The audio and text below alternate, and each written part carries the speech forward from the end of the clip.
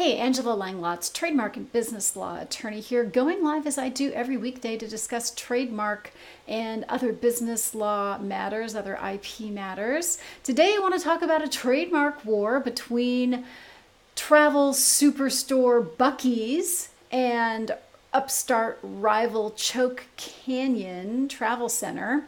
Apparently, Buc-ee's felt that Choke Canyon's logo was too close to their own famous beaver logo, and they sued him for trademark infringement.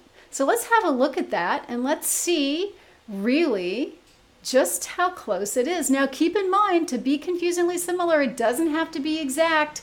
It just has to be so similar that a consumer might be confused about the source of the goods or services. Now, the interesting thing in this case was that Choke Canyon did a survey and they were able to show that 99% of consumers were not confused about the source of the goods. Now, despite this, a jury in Houston, Texas found Choke Canyon guilty of trademark infringement, and they are going to be ordered to pay damages. We'll find out later how much and how they were calculated. That will be covered in a future live. But for right now, let's have a look at, pulled this up on the internet just so I could show you what the jury used to decide the confusingly similar issue. Now, it's not just one thing. It's always a lot of things.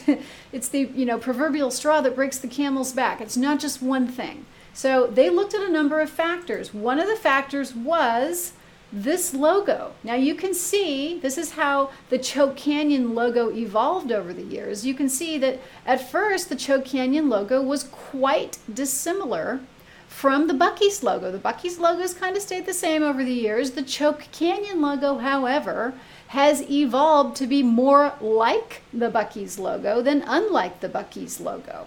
There's also some similarities in the logo itself. It's got this yellow background. It's got this animated critter with a hat, with kind of a, doing something weird, kind of pulling a face a little bit. The Buc-ee's got his, buck-toothed thing going on. The gator's got his tongue sticking out.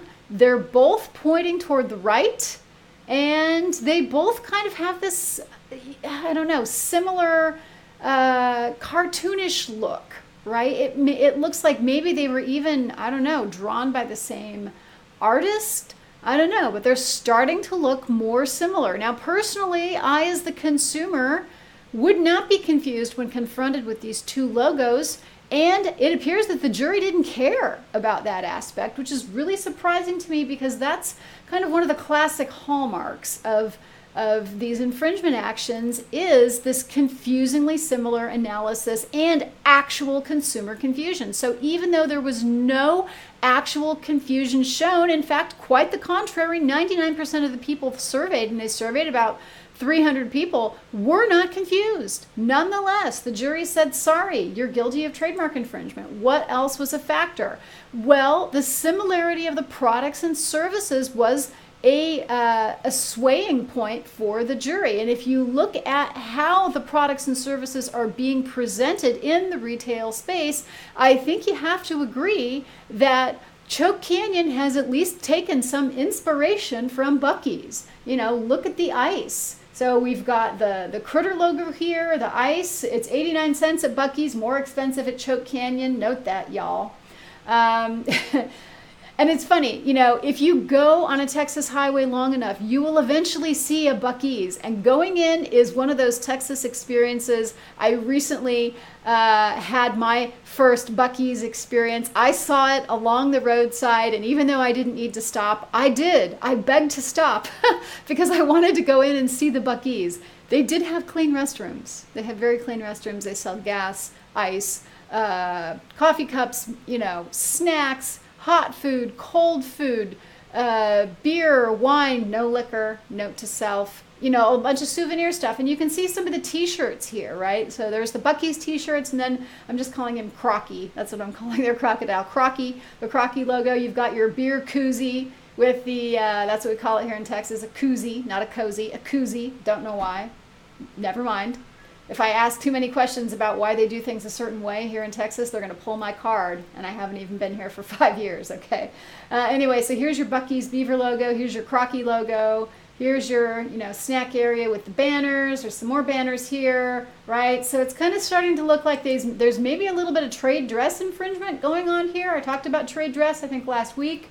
Again, Buc-ee logo, Crocky logo. We got soap dispenser. Yep, we got a Crocky soap dispenser too in the bathroom apparently. When you check out, here's your Buc-ee's logo. I don't even know if I'm saying that right. If I'm saying it wrong, please pull my Texan card. And then, here's the Choke Canyon, Crocky. Thanks for shopping with us. Thanks for signing us, signing the credit card slip. What else? Again, more similar displays of products and services. So not only are the products and services similar, but the way they're being displayed is similar. I think that was probably something that swayed the jury to find trademark infringement. Look at this in particular, the way the drink area is set up. You've got your cups here in the wall, and you've got your drinking fountain, and it's the same at Choke Canyon. I think that was probably persuasive to a jury, right? So that's it. That's all I have to show you.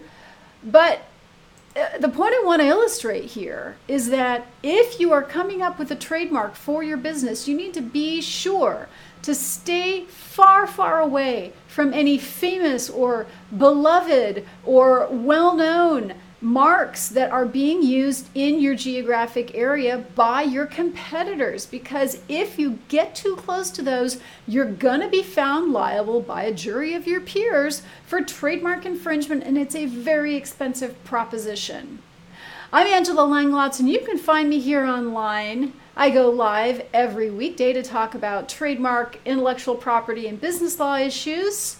So you can find me online at TrademarkDoctor.net. And if you like my Facebook page at facebook.com/TrademarkDoctor, you'll be notified every time I go live. If you like this video, go ahead and share it. You have my permission. And I will see you tomorrow. Take care.